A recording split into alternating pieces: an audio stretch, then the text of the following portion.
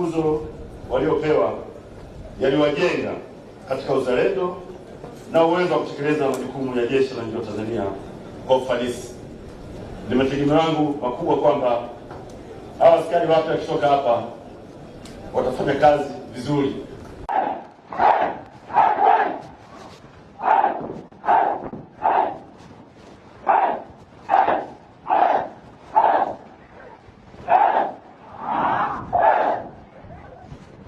Kiapo mlichoapa ndicho kitakachokuwa dira ya kuwaongoza katika utumishi wenu wote katika Jeshi la Ulinzi la Wananchi wa Tanzania. Hivyo ninapenda mkielewe vizuri, maana Jeshi la Ulinzi la Wananchi wa Tanzania halitavumilia tabia yoyote toka kwa askari yeyote itakayoashiria ukiukaji wa hata neno moja katika kiapo chenu.